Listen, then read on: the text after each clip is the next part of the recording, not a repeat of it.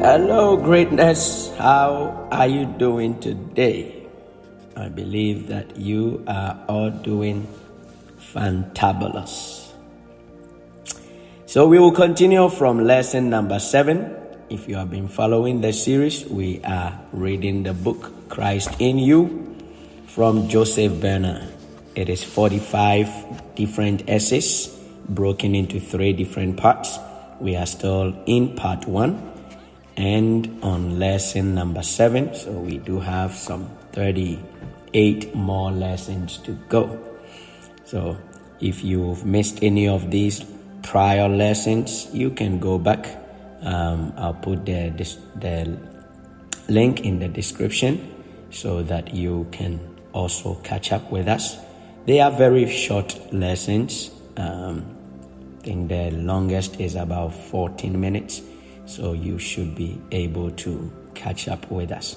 And the goal for these lessons is to bring us to the place of becoming the God nature that we are born to be, bringing out the potentials that are locked up in us, the capacities that are locked up in us. Before I go on,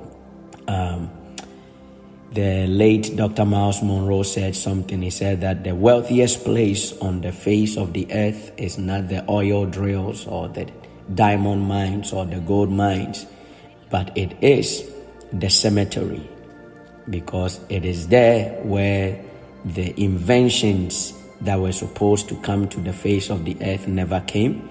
The books that were supposed to be written were never written. The songs that were supposed to be sung were never sung, right? But I have always thought about that and came to this conclusion that the wealthiest place is not really the cemetery, because it is not the cemetery that is holding these gifts. The wealthiest place on the face of the earth is fear. The wealthiest place on the face of the earth is I am not good enough. The wealthiest place on the face of the earth is man's lack of his identity, not knowing what he is capable of. And so in the land of fear, in the place of the unknown, that is the wealthiest place of the face of the earth. Death only came in to say, time out, because you have wasted enough time. That is it. And so please, again, we are going through these lessons to build us up, to find out who we really are. And when a man discovers himself, nothing on the face of the earth will have the potential to hold them down. And so I want to welcome you again to lesson number 7 from the book Christ in You by Joseph Bernard. And lesson number 7 is titled Get Understanding. Get Understanding.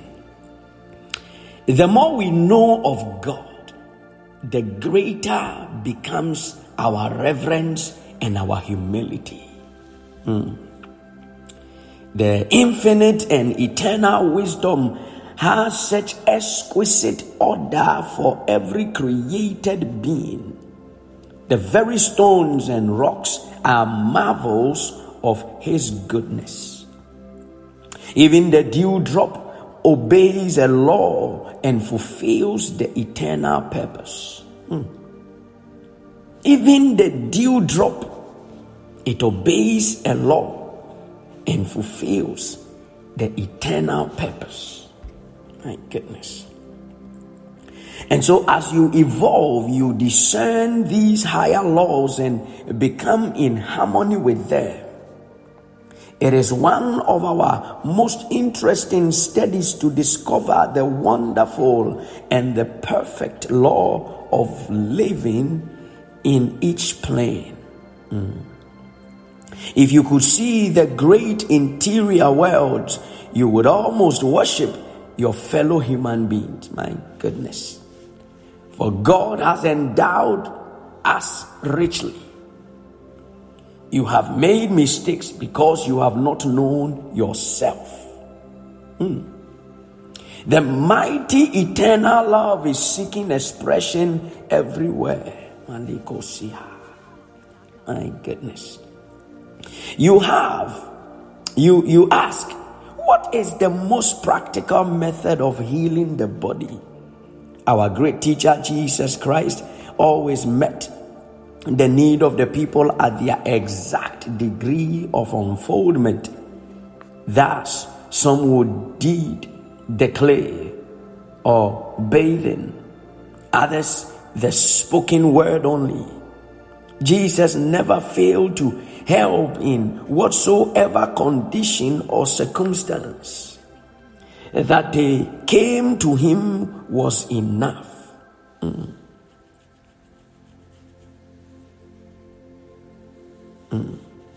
Jesus never failed to help in whatsoever condition or circumstance, because whatever they came to him, or whatever form in which they came to him, was enough. This is where so many of our healers failed, either because they offer something beyond their power to realize, or because they employ methods that have become as words devoid of life. My goodness. The great healer, by reason of the greatness of his love, could meet every need, and only as you love can you really help. Love perceives as never man sees. Suggest with infinite variety the exact method. We are anxious that you should not spoil the great and beautiful work by following any known method, but always by following your own loving spiritual instinct, taking no thought what ye shall say. It shall be given you in that hour. For love with all your heart, your soul, your mind, and strength, and nothing is impossible to you. Jesus never failed to understand and recognize the perfect spiritual body in all men. Your body is perfect in spirit, which is substance. And every part of the material body should act in obedience to the substance, which is the spiritual. So the spiritual is the substance. The material body is the shadow. For the spiritual is the only real. When the senses would indicate pain and disorder, remember your spiritual body and call it into manifestation by the word of power. The body should manifest wholeness, or you are surely making God seem a failure.